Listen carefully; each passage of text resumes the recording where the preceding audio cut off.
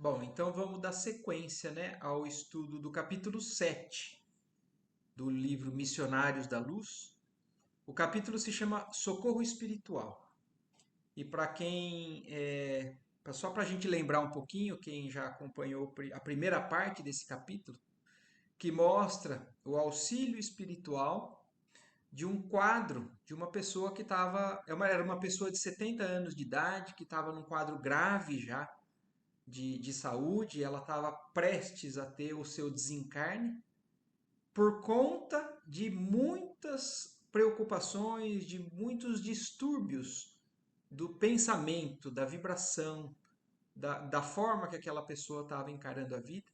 Mas a mãe dessa pessoa, desencarnada, pede auxílio espiritual, porque ela diz que ela precisaria de mais algum tempo para trabalhar alguns detalhes que eram importantes, para que aquela pessoa só partisse depois daqueles detalhes. E como era possível, porque a espiritualidade sempre faz o que tanto os desencarnados quanto os encarnados pedem, a gente já viu que não. Tem casos em que eles julgam não ser o momento adequado ou não ter ainda o preparo para que aquilo aconteça. E tem casos em que eles dizem e agem da maneira que agiram no início desse capítulo, falando: não, realmente, se a gente segurar ele mais um tempinho aqui ainda na Terra, a nossa irmã vai conseguir trabalhar alguns pontos que eles não explicam o que ela está trabalhando, mas que seria importante que ele concluísse esse aprendizado ou alguns detalhes dessa jornada naquela encarnação. E aí termina a parte que a gente estudou, quando eles conseguem dissolver o coágulo que estava numa artéria, né, dele. Só que ele, naquele momento, aí ele acorda desesperado. Tudo aquilo aconteceu enquanto ele dormia. E aí ele acorda desesperado, dizendo: socorro, socorro, acudam-me, né? Por amor de Deus, eu estou morrendo. E aí mostra pra gente, né? A correria na casa. As filhas acordando, preocupadas, perguntando o que estava acontecendo. E aí ele explicou: estou sentindo que eu estou morrendo. E aí começa a busca, né? Pelo auxílio dos médicos encarnados, dos médicos da matéria, fazendo toda aquela correria, mas os espíritos mostrando que naquele momento eles já não tinham mais o que fazer, eles já tinham feito o que era necessário e partem, né? Aqui, ó, sinto-me que vou morrer, tenho a cabeça tonta. E aí, falando aqui, né? Geralmente, quando nossos amigos encarnados gritam chorosos por socorro, nosso serviço de assistência já se encontra completo. Partamos. Então, eles já estavam até de saída. Eles já tinham feito o que era preciso naquele momento. E aí segue, né? O doente, semilúcido, prosseguia inquieto, enquanto o telefone tilintava, cooperando na imediata visita do médico. Então eles estavam naquela correria do desespero, né? De um problema que a gente enfrenta às vezes aqui por conta de uma urgência médica. A velhinha que ele diz aqui, é a mãe desse senhor, né, que foi salvo do desencarne naquele momento, despediu-se de nós, do André Luiz, do Alexandre e de toda a equipe que estava ali para ajudar, né? Porque foi ela quem solicitou essa ajuda. Ela se despediu deles porque eles estavam partindo comovedoramente, permanecendo junto do enfermo, velando devotada e humilde. E aí eles saíram, toda a equipe saiu. Na via pública, pedi ao instrutor me pusesse em contato mais íntimo com o irmão Francisco. O irmão Francisco, para quem ainda não pegou a primeira parte, ele era o chefe da equipe espiritual que levou esse auxílio, né? Eram, se eu não me engano, 8 pessoas. E ele, então, que fez todo aquele trabalho, o André Luiz estava extremamente curioso para saber mais detalhes de como, o que, que era aquilo, a intervenção, como foi feita, o que, que é aquele grupo. Então ele pediu para o Alexandre para colocar ele em contato direto com o irmão Francisco, que nos acompanhava solícito. Alexandre, afável como sempre, atendeu-me aos desejos. Aí então Francisco agora conversando com o André Luiz, né? Nossa pequena expedição esclareceu o chefe do agrupamento, depois de trocar comigo palavras muito cordiais. É uma das inumeráveis turmas de socorro que colaboram nos círculos da crosta. Então, isso é muito interessante que a gente tenha a noção disso, de como existem esses grupos. Quando a gente faz uma oração pedindo socorro, a gente não sabe muitas vezes, né, quem é que socorre, se são os nossos mentores direto, se vem do alto, se do mais alto, né? Mas aqui o André Luiz está descrevendo para a gente o que de, no mundo espiritual aqui que convive na crosta, o que é que existe, né, com relação a esses grupos. Então, esse grupo, como o que foi feito o auxílio ali sob a chefia do irmão Francisco, é um dos inumeráveis grupos de socorro que colaboram nos círculos da crosta. Somos milhares de servidores nessas condições, ligados a diversas regiões espirituais mais elevadas. Então são grupos de trabalho aqui na crosta, mas que com certeza, né, tem ligação com os planos, as regiões espirituais mais altas, mais elevadas. Mas a gente consegue imaginar como se fosse o que a gente viu de correria ali para buscar o auxílio médico. Existe um grupo de médicos encarnados que a gente pede socorro quando a gente passa mal. Ou um pronto-socorro, por exemplo. O enfermeiro, o médico e tudo mais. Isso também existe no mundo espiritual a serviço do que está acontecendo aqui conosco. Então, quando a gente pede um auxílio direto a um problema de saúde nosso ou de alguém, ou de um ente querido, acontece sempre assim? Sempre acontece? É claro que sempre existe a, a atenção do plano espiritual. Agora, se vai ocorrer o auxílio exatamente da maneira que aconteceu aqui, a gente sabe que isso não é tudo por igual.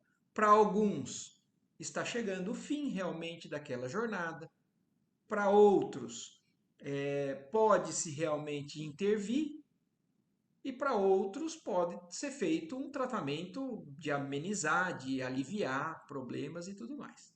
Então, o merecimento e a necessidade do que vai ser feito ou não, não depende da nossa rogativa.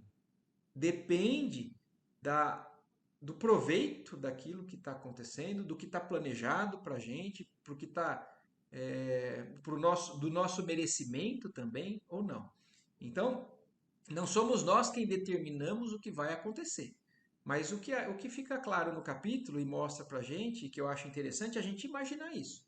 Quando a gente pede esse socorro, existe uma equipe do mundo espiritual que vai nos socorrer para aliviar, para curar ou simplesmente para dar uma atenção e fazer o que é necessário, às vezes, para se cumprir um projeto de resgate, uma necessidade que a pessoa tem que passar por aquilo ou não.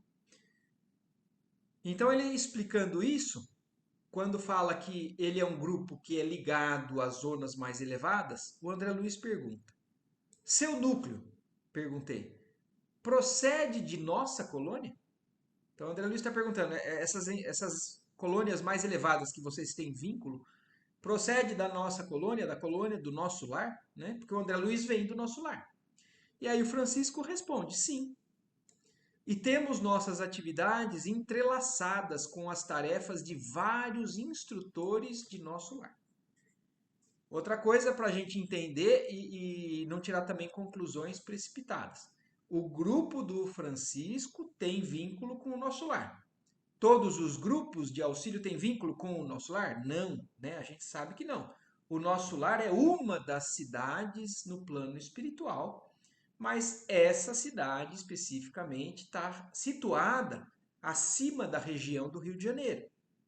Nós, aqui, da região onde a gente mora, talvez seja outra colônia espiritual. A gente sabe que existem muitas colônias espirituais. Mas no caso ali deles, porque eles inclusive estão na região da cidade do Rio de Janeiro, fazendo aquelas observações e aqueles trabalhos, o grupo do Francisco, do irmão Francisco, também tem vínculo com o nosso lar. E são tarefas que são entrelaçadas, como eles falaram. São coisas que quase que funcionam interligadas de maneira constante para que seja feito esse auxílio. E há tarefas especializadas para cada grupo dessa natureza? O André Luiz perguntou. Então, cada grupo que tem uma especialidade diferente às vezes. Cada um tem tarefa específica. Perfeitamente, respondeu Francisco, né? O nosso, por exemplo, acentuou Francisco Gentil, destina-se ao reconforto de doentes graves e agonizantes. Então não é qualquer caso que o grupo do Francisco atua. O grupo dele é especializado em reconforto de doentes graves e agonizantes. Alguns recebem reconforto. Para alguns, vai acontecer naturalmente, às vezes, o desencarne. Para outros, a cura. Mas esses doentes mais graves é o grupo, um dos grupos que atua é o grupo do Francisco. De modo geral, as condições de luta para os enfermos são mais difíceis à noite.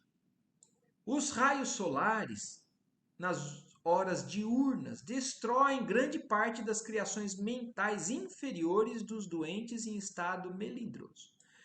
Isso daqui também eu acho que é interessante a gente entender, né? Porque eles já citaram isso outras vezes nos capítulos anteriores. E existe uma diferença do que eles conseguem agir, a espiritualidade consegue agir com relação ao horário durante o dia ou durante a noite. Algumas criações mentais são maiores durante a noite. O efeito do tratamento espiritual também tem, em alguns momentos, mais eficiência durante a noite. Então, outros não. Então, os grupos geralmente trabalham à noite por alguns motivos. Os raios solares têm interferência na ação da espiritualidade e têm a interferência também nas criações mentais de nós, os encarnados. É fácil a gente pensar nisso. Quando um dia ensolarado, a gente acorda num dia ensolarado, muitas vezes aquilo passa para a gente uma impressão de mais vitalidade, mais ânimo, mais felicidade. Diferente, muitas vezes, do que um dia extremamente chuvoso ou do chegado de uma noite. Então, de alguma maneira, a gente está vendo que isso que eles estão explicando aqui faz sentido no nosso dia a dia. Muitas pessoas ficam mais depressivas à noite. Muitas pessoas sentem ânimo quando acordam. É claro que a gente sabe que isso também tem influência do que a gente recebeu da espiritualidade durante a noite. Mas um dia ensolarado, cheio de pássaros cantando, favorece ao nosso pensamento, né, a nossa disposição de uma maneira diferente do que o chegar de uma noite, principalmente uma noite às vezes chuvosa e tudo mais. Então olha o que eles estão falando aqui, vamos voltar. Os raios solares nas horas diurnas destroem grande parte das criações mentais inferiores dos doentes em estado melindroso. Então uma pessoa depressiva, os raios solares de alguma maneira destroem um pouco dessas criações mentais inferiores. Dão um certo ânimo. Então durante a noite as criações mentais inferiores se agravam. Então, o trabalho da espiritualidade é maior. Olha lá, não acontecendo o mesmo à noite, quando o magnetismo lunar favorece as criações de qualquer espécie, boas ou más. Então, durante a noite, aqui não está falando que então a noite só faz a gente criar pensamentos ou criações mentais inferiores. Aqui está falando que o magnetismo lunar, de alguma maneira, favorece a criações de outra espécie, diferente do que um dia ensolarado. Os raios solares têm efeito benéfico, até no tratamento de certas doenças. Então isso é importante a gente entender o quanto que muitas vezes o ambiente às vezes influencia com o nosso bem-estar ou o nosso mal-estar. E a gente já viu que a criação mental nossa, que às vezes é favorecida por um estado externo ou interno, agrava ou melhora o nosso estado geral. Em vista disso, o nosso esforço há de ser vigilante. Então, por causa disso, à noite o grupo do Francisco é intenso o trabalho deles, por conta dessa queda, que acontece na maior parte dos doentes ou na maior parte das criaturas que estão passando por dificuldades ou por algum problema, tanto orgânico quanto mental. Quase ninguém no círculo de nossos irmãos encarnados conhece a extensão de nossas tarefas de socorro. Isso também é algo que me faz pensar. A gente não tem noção quanto de gente que ajuda a gente e que a gente não enxerga e que a gente não reconhece. E às vezes a gente quer trabalhar, fazer algo por alguém, desde que tenha reconhecimento, né? Desde que a pessoa retribua, desde que tenha algum tipo de eficiência. Mas olha o que ele está falando: quase ninguém no círculo dos encarnados conhece a extensão do trabalho desses grupos no mundo espiritual. Para muitos de nós, isso daqui é uma novidade agora. Então, não são só os nossos anjos da guarda, não são só os nossos mentores que estão nos acompanhando. Tem outras pessoas que não têm vínculos, às vezes, com a gente, grupos que estão aqui na crosta trabalhando por nós para aliviar os nossos problemas e que a gente não tem noção. E aí ele fala: permanecem eles, né? Nós, os encarnados, num campo de vibrações muito diferentes das nossas e não podem apreender ou discriminar o nosso auxílio. Isto, porém, não importa. Olha o que é a evolução espiritual, né? São grupos que já trabalham e não esperam nenhum tipo de reconhecimento ou de percepção. Então a maioria nem percebe a gente agindo. Mas isso, porém, não importa para eles. Eles não estão trabalhando por reconhecimento nosso. Eles estão trabalhando por amor, por já terem entendido o que é que faz bem para eles, que é servir, é aliviar. Esse é o caminho das nossas evoluções. Talvez a gente ainda esteja bem distante disso. Mas isso, porém, para eles não importa. Outros benfeitores, muito mais elevados que aqueles dos quais podemos guardar conhecimento direto, velam por nós e inspiram-nos. Então, olha onde esses grupos ganham força. Porque, de alguma maneira, eles também precisam de proteção, eles também precisam de energia, de força. E essa força vem do alto, não vem de nós. Porque nós não, muitas vezes nós fazemos até o contrário. Eles trabalham pelo nosso benefício e a gente, às vezes, faz o trabalho contrário. A gente vai de novo atrás daquilo que fez a gente ficar doente. A gente aliviou só a dor naquele momento, aí a gente volta a correr atrás daquilo que prejudicou a gente. Isso é comum na gente. Então, e eles trabalham, mesmo parecendo estar trabalhando contra a correnteza. Mas o que eles estão falando aqui é isso. Outros benfeitores muito mais elevados que aqueles aos quais guardamos conhecimento direto. Quer dizer, eles nem sabem quem são, mas velam por nós e inspiram eles devotadamente no campo das obrigações comuns, sem que vejamos a sua forma de expressão nos trabalhos referentes aos divinos desígnios. Do mesmo, olha então como é curioso, né? Do mesmo jeito que eles trabalham por nós, que não vemos eles e não reconhecemos o que eles fazem, ele está falando aqui, a energia boa que eles recebem vem de pessoas, de espíritos tão mais elevados que eles também não sabem quem são. Eles também não veem. Eles não estão na mesma vibração. mas eles sentem isso. Eles já estão em condições de pelo menos saber de onde vem o auxílio. É que nós não sabemos muitas vezes. Nós estamos sabendo agora.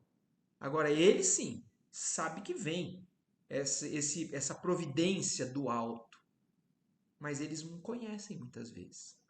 Os que eles conhecem, às vezes, são os diretamente acima deles, eles têm contato, têm o auxílio, mas vem algo ainda de mais alto.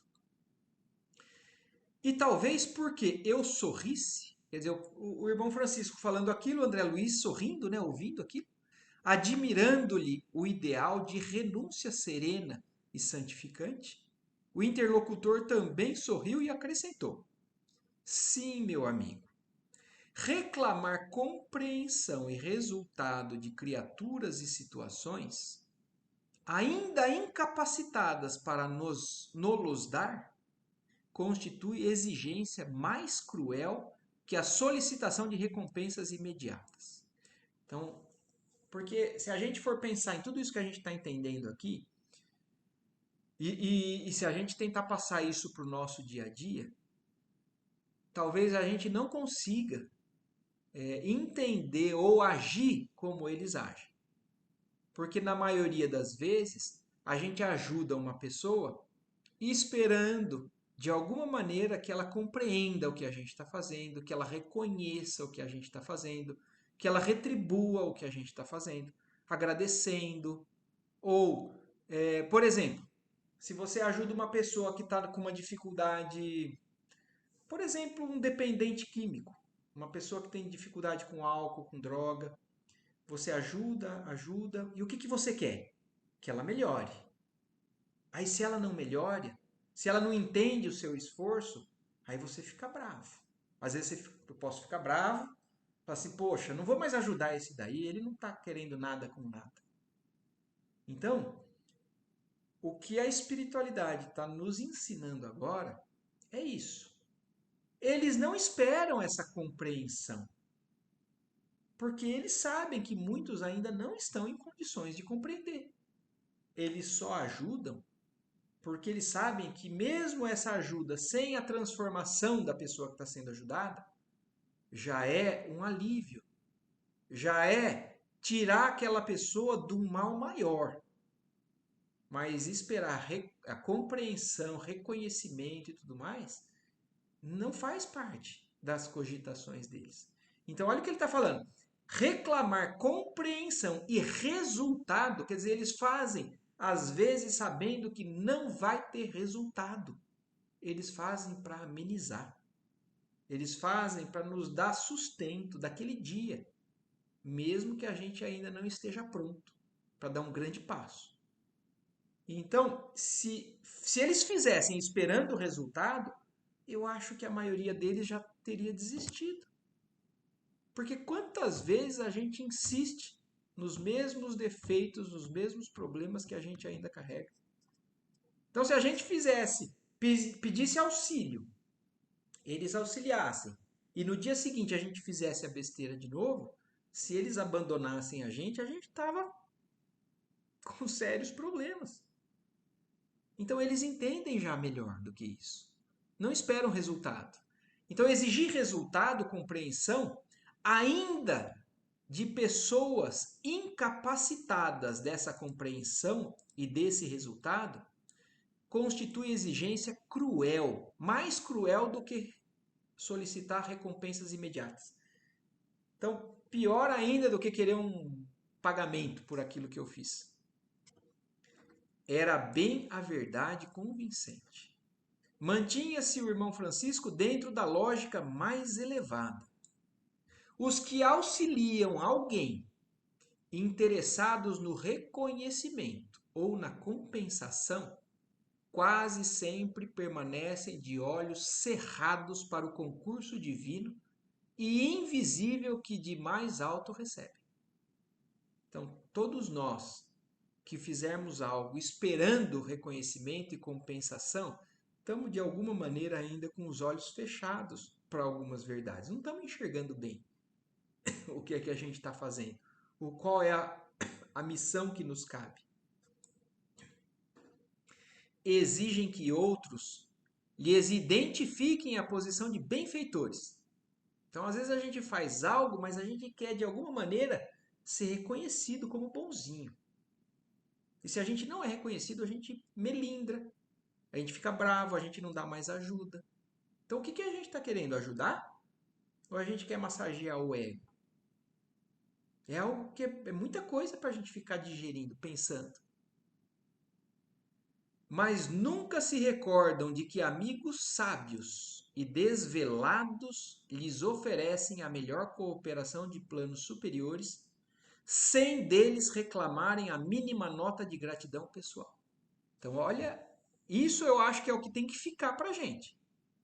A gente quer ajudar e quer ser reconhecido como bonzinho, mas a gente não lembra o tanto que a gente é ajudado e não reconhece. Então a gente quer exigir dos outros o que a gente não faz.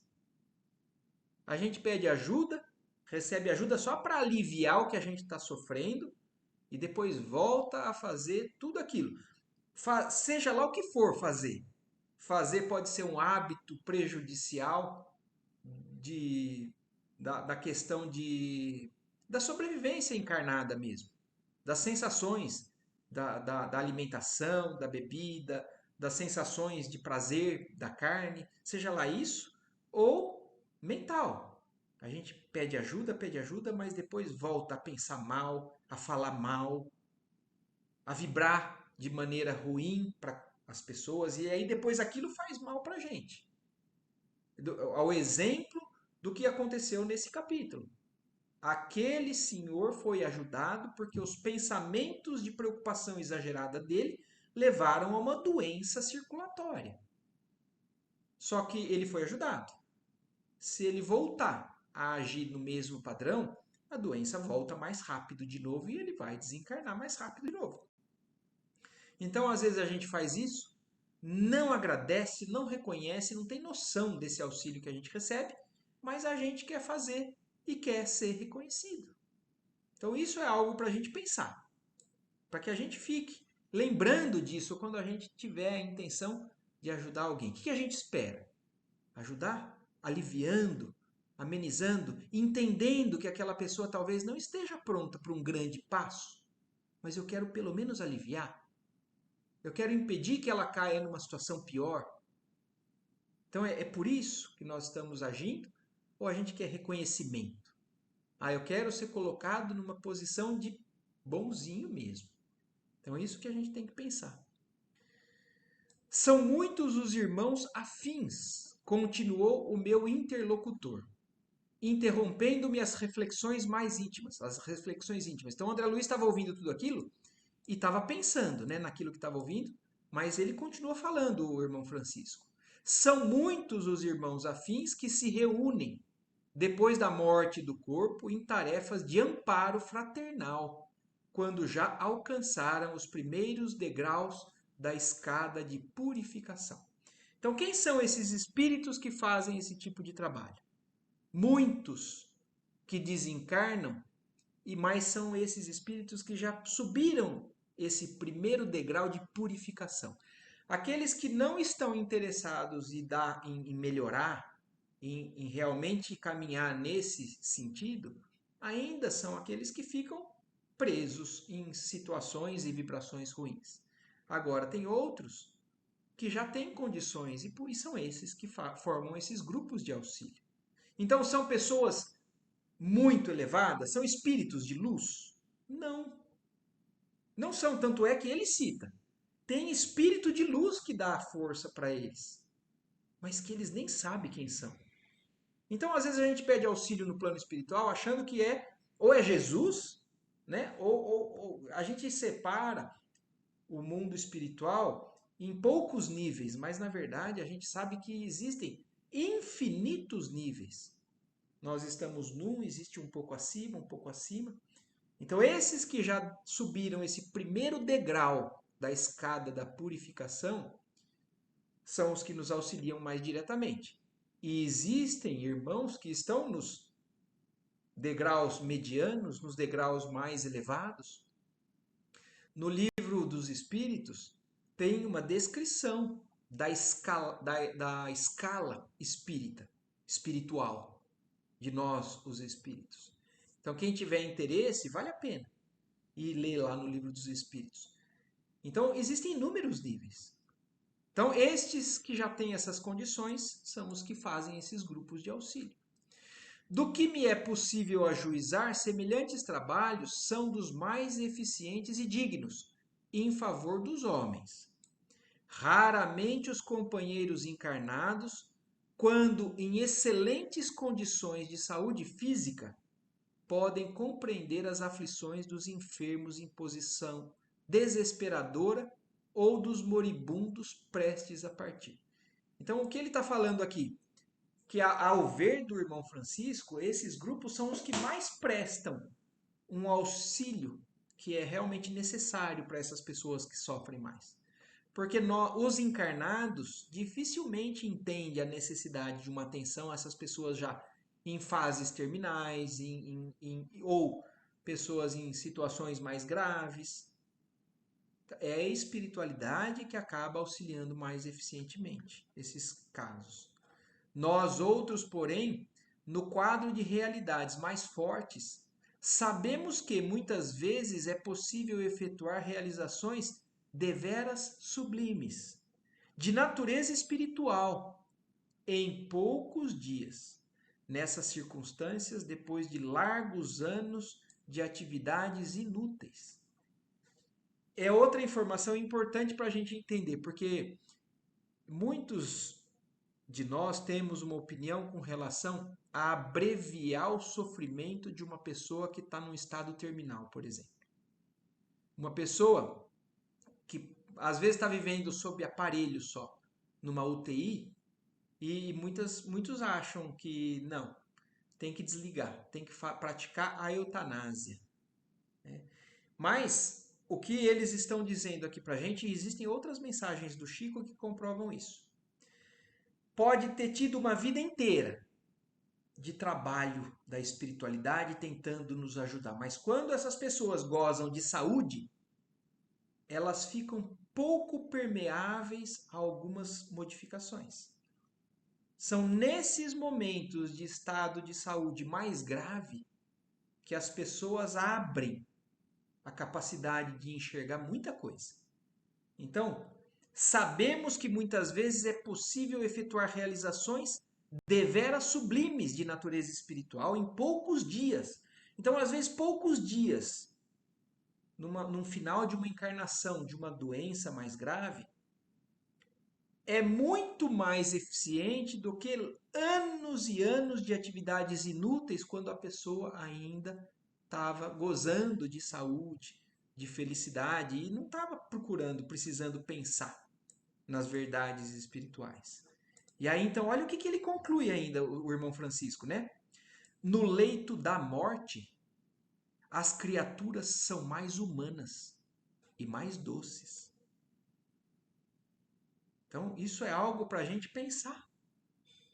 Porque a gente presencia muitos casos assim. Que uma pessoa pode ter passado uma encarnação inteira endurecida e às vezes, no finalzinho, quando passa próximo, né, do desencarne, às vezes acontecem transformações. A pessoa se abre, a pessoa pede perdão, a pessoa amolece em coisas que a vida inteira ela não conseguiu amolecer. Então, olha isso: no leito da morte, as criaturas são mais humanas e mais doces. Por isso que esses grupos trabalham, às vezes, de maneira mais intensa para conseguir, às vezes, um despertar em algumas criaturas que a encarnação inteira eles não conseguiram. Dir-se-ia que a moléstia intransigente enfraquece os instintos mais baixos, atenua as labaredas mais vivas das paixões inferiores. Olha como Deus é sábio até nisso. Porque tem uma época da nossa existência que a gente é super saudável, super ativo e muitas vezes a gente se perde em atividades de desregramento, de curtição da vida com relação a uma série de coisas. Aí o tempo vai passando, aí a velhice vai chegando, e aí a gente não tem mais a mesma disposição, começa a ficar tudo, né, enfraquecido nesses instintos mais baixos dessas criaturas. As paixões inferiores são atenuadas. Então, é o momento em que a nossa existência traz uma fase de reflexão. Puxa o freio. A gente não tem mais a mesma disposição. Puxa o freio e a gente começa a refletir. A gente começa a se desanimalizar, como ele fala, ó. Desanimaliza a alma, abrindo-lhe em torno interstícios abençoados por onde penetra a infinita luz. Então, se a gente não tem conhecimento disso, a gente enxerga a velhice ou a doença só como problema. Mas aqui a espiritualidade está mostrando para a gente que não. Isso muitas vezes é possibilidade de aberturas que uma existência inteira não deu. E aí ele ainda segue explicando. E a dor vai derrubando as pesadas muralhas da indiferença, do egoísmo cristalizado e do amor próprio excessivo. Olha isso, a dor vai derrubando pesadas muralhas da indiferença, do egoísmo cristalizado e do amor próprio excessivo. Então é possível o grande entendimento. Hoje, no estudo do Evangelho que teve lá, hoje teve um dia inteiro de estudo de um grupo de estudo do estado de São Paulo. Eu ouvi uma frase que me marcou também. Eu preciso até ver com o Arthur de onde ele tirou essa frase, mas falando assim: a dor cuida da porção que o homem não quis fazer por amor. A gente é convidado a fazer tudo por amor. Mas quando a gente não se resolve fazer por amor, vem a dor e cuida disso. A dor interrompe uma série de coisas, muda uma série de coisas. Dor não é punição. Dor muitas vezes é recurso divino para a gente enxergar ou encarar de maneira diferente. Então, nessas ocasiões é possível o grande entendimento. Lições admiráveis felicitam a criatura que palidamente, embora percebe a grandeza da herança divina. Acentua-se-lhe o heroísmo e gravam-se-lhe no coração para sempre mensagens vivas de amor e sabedoria. Na noite espessa da agonia começa a brilhar a aurora da vida eterna. Isso muda todo o nosso conceito, onde a gente antes só enxergava sofrimento ou coisas ruins para a existência dos seres humanos. Agora a gente vê aqui nessas frases do irmão Francisco o quanto tudo isso é bênção, é transformação para muitos de nós endurecidos em determinados setores. E aos seus clarões indistintos, nossos princípios são facilmente aceitos. Olha isso, é um momento em que a espiritualidade consegue intuir e eles receberem. E em outras épocas aquilo não era bem aceito. A sensibilidade demonstra. Quer ver? Ó, vamos lembrar de um detalhe de capítulos anteriores? Aquele rapaz que tinha os dois vampiros e aquela senhora que também tinha um vampiro, que eles só reclamavam, tudo se queixavam. Chegou a espiritualidade e falou através da irmã. E o que eles fizeram? Não foram nem um pouco permeáveis, receptivos àquilo que a espiritualidade estava falando para eles, né? Então, em determinados momentos de saúde ou de fases da vida, a espiritualidade não consegue acessar a gente. Agora, nesses casos, parece que tudo fica mais receptivo. Então, os princípios da espiritualidade são mais facilmente aceitos. A sensibilidade demonstra características sublimes e a luz imortal lança fontes de infinito poder nos recessos do espírito. O interlocutor fez longa pausa e rematou. Desse modo, conseguimos efetuar um serviço de assistência eficaz, carreando novos valores no campo da fraternidade e do bem legítimo. Nunca observou a paciência inesperada de doentes graves? Então, às vezes, uma pessoa que a vida inteira foi impaciente, quando chega uma doença mais grave, começa a ficar paciente.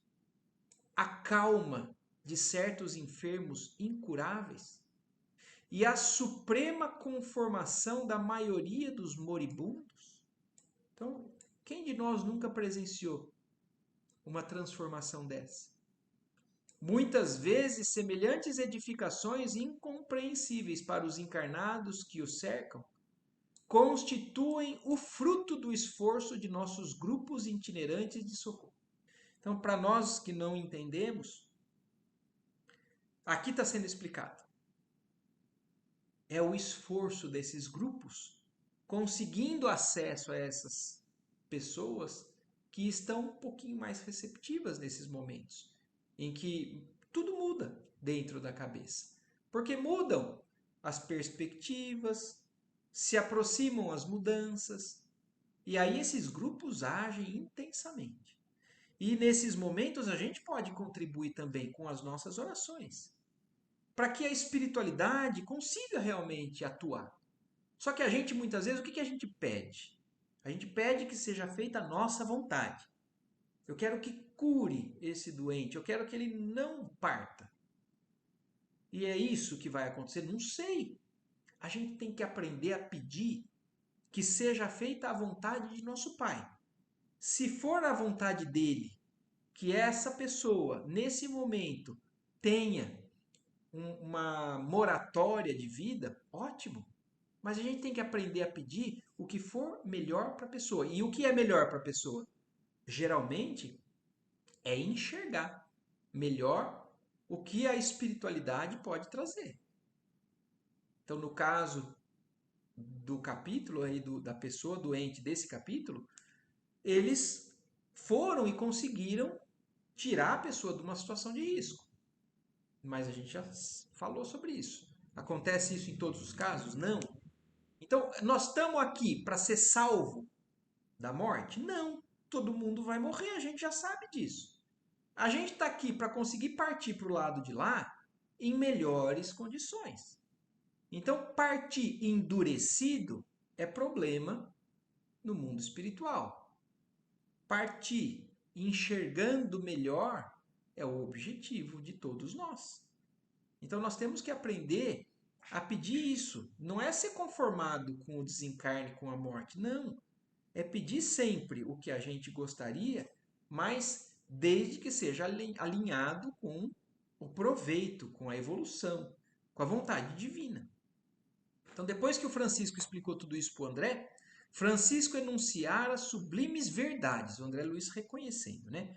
De fato, a serenidade dos enfermos em condição desesperadora e a resignação inexplicável dos agonizantes, absolutamente distanciados da fé religiosa, não poderiam guardar outra origem.